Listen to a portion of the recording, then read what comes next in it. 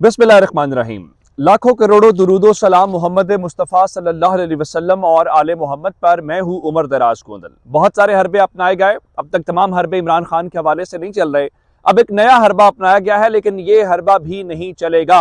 मैं आपको पहले से बता देता हूँ, लेकिन इस बार भी इमरान खान के वो लोग जो ज़ाहिरन इमरान खान के बहुत करीब थे, अब तो नहीं है, उनको ही इस्तेमाल किया गया है। अब एक बार फिर आपको याद है कि पाकिस्तान पीपल्स पार्टी के साथ भी ये कुछ हुआ, इवन एमकेएम के साथ भी हुआ, बहुत सारी पार्टीज के साथ माजी में ये होता रहा है कि उस पार्टी के अंदर से एक हकीकी ग्रुप बनाया जाता है। कभी एमकेएम हकीकी का नाम दिया जाता है, कभी पाकिस्तान पीपल्स पार्टी पेट्रियाट का नाम दिया जाता है। इस किस्म की चीजें होती है। इवन मुस्लिम लीग के अंदर से भी बहुत सारी मुस्लिम लीगें निकालने की कोशिश की गई।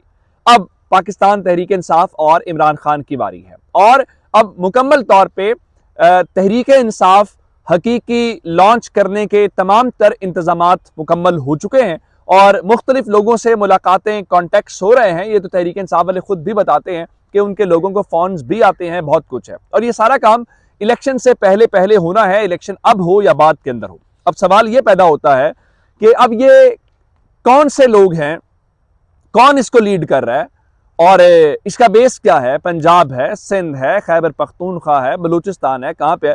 क्योंकि बलूचिस्तान में भी तो पार्टियां लॉन्च की जाती हैं, कभी बीएपी आ जाती है, कभी कोई और आ जाता है। इस बार गालिब इम्कान ये है कि ये पंजाब के अंदर हो रहा है और पंजाब के अंदर ये पार्टी बनने जा रही है। और जो तहरीक इंसाफ हकीकी है, उसकी जो सरबराही है वो मुमकिन तौर पर इलेक्शन से पहले पहले जहांगीर खान तरीन, जो पाकिस्तान तहरीक इंसाफ के सरकर्दा रहनुमा है, ये उनके हवाले की जा रही है। जहांगीर खान तरीन को यह जिम्मेदारी दी गई है कि आप चूंकि पाकिस्तान तहरीक इंसाफ के लोगों को जानते हैं, तो आप यूं करें कि पाकिस्तान तहरीक इंसाफ के जो मुख्तलिफ लोग हैं उनको तोड़ के लाएं। जारी बात है, ये काम अकेले नहीं हो सकता, इसके लिए बाकायदा सपोर्ट भी चाहिए होती है। और माली तौर पर जहांगीर खान तरीन बहुत अमीर हैं, वो माजी में पैसा लगाते भी रहे, इवन तहरीक इंसाफ के अंदर लगाते रहे और तहरीक इंसाफ से हट के भी पैसा लगाने की कोशिश की। लेकिन एक बात आपको बता दूं कि ये सिलसिला नाकाम क्यों हो रहा है। ये सिलसिला नाकाम इसलिए हो रहा है कि यही जहांगीर खान तरीन थे, यही अलीम खान थे, जिन्होंने 17 जुलाई वाले इलेक्शन के अंदर हमने देखा कि लोग तोड़ के एक ग्रुप बनाया गया और इमरान खान की हुकूमत गिराई गई। लेकिन जब फैसला अवाम के पास आया तो इमरान खान ने जिसको भी टिकट दिया वो तो जीत गया, लेकिन उसके मुकाबले में जहांगीर खान तरीन, अलीम खान जिसके साथ खड़े थे, वो कोई नवानी हो, वो कोई लंगड़ियाल हो, वो कोई मुल्तान का सलमान नईम हो, वो कोई लाहौर का गुजर हो, जो भी था, उन सब को, इवन अलीम खान तो टिकट भी नहीं ले सकता, उन सब को शिकस्त का सामना करना पड़ा। हाल ही में 2 मिसालें हमने देखी हैं, जिसके अंदर एक तो फैसल वावड़ा को लॉन्च किया गया, दूसरे नंबर के ऊपर चल के खुरम रोखड़ी को लॉन्च किया गया, तो वो दोनों पिट गए हैं वो किरदार। फिर 17 जुलाई के इलेक्शन के नतीजे भी आपके सामने हैं। तो इसका मतलब ये है कि अगर ये कोशिश की जा रही है और ये काम होने जा रहा है तो ये सिलसिला चल नहीं पाएगा। और एक और बात है कि अलीम जो फैसल वावड़ा मुमकिन तौर पे वो भी इसके अंदर शामिल हो गया। अब आप कहेंगे कि जनाब ये अलीम खान को क्यों, उसकी वजह क्या है? जिस तरह फैसल वावड़ा को ये लालच दिया गया कि आपने नाअहली खत्म करवानी है, बिल्कुल करवानी है, क्यों नहीं करवानी, तो फैसल वावड़ा ने फौरी तौर पे एन उस मौके के ऊपर जब इमरान खान का लॉन्ग मार्च कल शुरू होना था, उससे 1-2 दिन पहले प्रेस कॉन्फ्रेंस की और कहा मुझे ये हो रहा है, मुझे वो हो रहा है, और फिर अरशद शरीफ वाले केस को मुतनाज़ा करने की कोशिश की। अब उसी तरह से आप जानते हैं कि जहांगीर खान तरीन को भी ताहयात नाअहल कर रखा है सुप्रीम कोर्ट ने। अब फैसल वावड़ा के अंदर बुनियाद रखी गई है, उस बुनियाद का एक तो नवाज शरीफ के केस में फायदा लिया जाएगा, ताहयात नाअहली को 5 साल में बदल दिया जाएगा, और उसके बाद इसी तरह से जहांगीर खान तरीन वाले मामले के अंदर भी है। तो जहांगीर खान तरीन का लालच ये होगा कि पार्लिमानी सियासत में वापसी के लिए जरूरी है कि नाअहली खत्म हो, और किसी और के मफाद ये होगा कि तहरीक इंसाफ के लोग तोड़े जाएं। तो ये पूरे का पूरा एक सिनेरियो और पूरे का पूरा एक प्लॉट है जिसको लॉन्च करने की कोशिश की जा रही है, आइंदा चंद दिनों के अंदर होगा। अब से थोड़ी देर पहले स्टॉक एक्सचेंज के अंदर आज 239 पॉइंट्स की कमी आई, कोई इतना बड़ा मसला नहीं है। इमरान खान का तोड़ निकालना जरूरी है, मैशत की खैर है। आज एक्सप्रेस अखबार ने लिखा, सारे लिख रहे हैं कि शरह सूद आपकी 16% के ऊपर पहुंच गई है, पाकिस्तान के लिए कर्जे वापस करना मुश्किल हो गया, कोई इतना बड़ा मसला नहीं है। डॉलर हर गुजरते दिन के ऊपर के साथ ऊपर जा रहा है, कोई इतना बड़ा मसला नहीं है। मसला सिर्फ इमरान खान है, लेकिन इमरान खान अब अवाम का भी मसला है। इमरान खान को अवाम ने सर आंखों पर बिठाया हुआ है, आपने इलेक्शन डिले करना है, आपने जो करना है वो कर ले, लेकिन सूरत हाल उससे बन नहीं रही। आपको एक और बात बताऊं, हुकूमत के और तहरीक इंसाफ के कुछ मुज़ाकरात हो रहे थे, और ये मुज़ाकरात वहीं से हो रहे थे जहां इमरान खान ने कहा था कि मैंने मैंडेट दिया हुआ है, और वो मैंडेट उन्होंने दिया हुआ था आरिफ अलवी साहब को।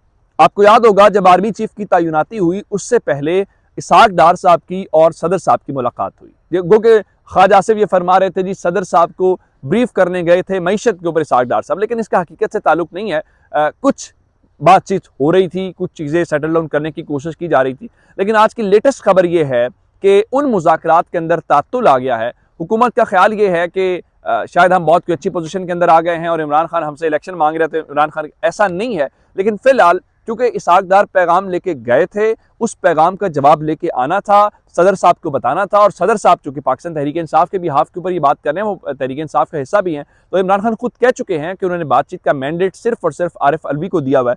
तो अब खबरें ये हैं कि हुकूमत ने फिलहाल डिलेइंग टैक्टिक्स इस्तेमाल कर रही है, लेकिन उसका नुकसान किसको होगा? उसका नुकसान गवर्नमेंट को होगा, इमरान खान को नुकसान नहीं होगा।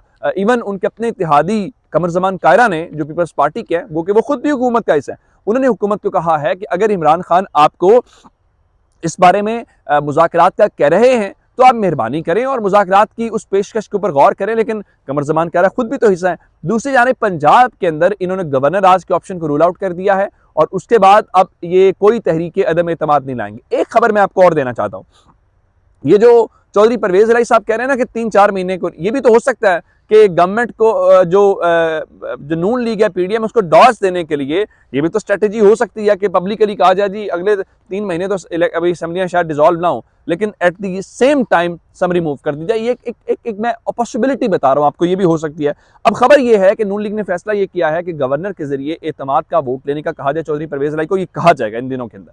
और अगर चौधरी परवेज इलाही एतमाद का वोट नहीं ले पाते तो इसका मतलब ये है कि वो डी सीट हो जाएंगे।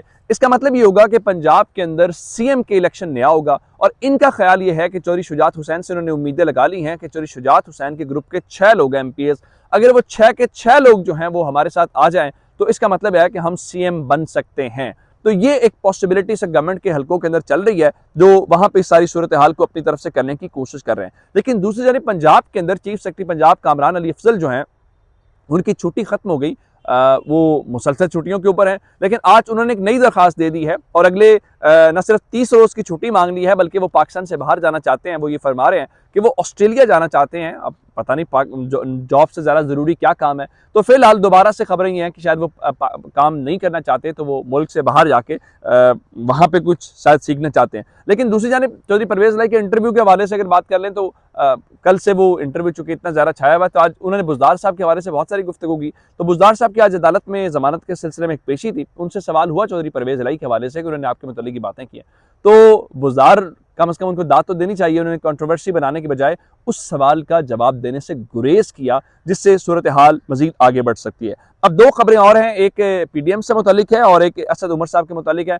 पीडीएम, चले इमरान खान तो कह रहे हैं जनरल बाजवा के मुतालिक, तो पीडीएम भी इमरान खान के कंधे के ऊपर बंदूक रख के भरपूर तरीके से जनरल बाजवा को मिलाइन करने की कोशिश कर रहे हैं। उनके तर्जुमान है हमदुल्ला ने उन्होंने कहा जी इमरान खान और जनरल बाजवा की गलतियों ने पाकिस्तान को नाकाबिले तलाफी नुकसान पहुंचाया। भाईजान, अगर जनरल बाजवा ना होते तो आपकी हुकूमत ना आती, इमरान खान की हुकूमत ना गिरती और आपके लिए जो रास्ता खोला गया है बकौल नजम सेठी, वो रास्ता न खुलता और आपके लिए इतनी आसानियां न होती। एक खबर जाते जाते जो और इंपॉर्टेंट खबर है, वो खबर है असद उमर साहब के मुतालिक। असद उमर साहब ने पिंडी जलसे के अंदर, आप जानते हैं, तकरीर की थी। तो पाकिस्तान की अदालतें अरशद शरीफ साहब को तो इंसाफ नहीं दे सकती, पाकिस्तान की अदालतें बहुत सारे मामलात के ऊपर आजम सवाती और शहबाज गिल को भी नहीं दे सकती। पाकिस्तान की अदालतों की तौहीन बहुत ज़्यादा हो जाती है। आज वैसे ही लाहौर हाईकोर्ट के वकीलों का भी मसला बना हुआ है, वहाँ पे पंजाब बार काउंसिल के मेंबर के बगैर सुने अदालतें खुद फैसले करती हैं, फिर उन फैसलों से पीछे हट जाती हैं। खैर, उसको छोड़ के असद उमर साहब ने जी अब तौहीन कर दी है। तो खबर यह है कि रावलपिंडी बेंच जो है लाहौर हाई कोर्ट का, उन्होंने असद उमर साहब को कहा है कि आपने अदालत को उस तकरीर के लिए स्कैंडलाइज करने की कोशिश की है, तो उस तकरीर का ट्रांसक्रिप्ट भी मंगा लिया गया है और असद उमर को तौहीन अदालत का नोटिस जारी कर दिया गया। यह बहुत बड़ी खबर है और 7 दिसंबर तक उनसे जवाब तलब किया गया है।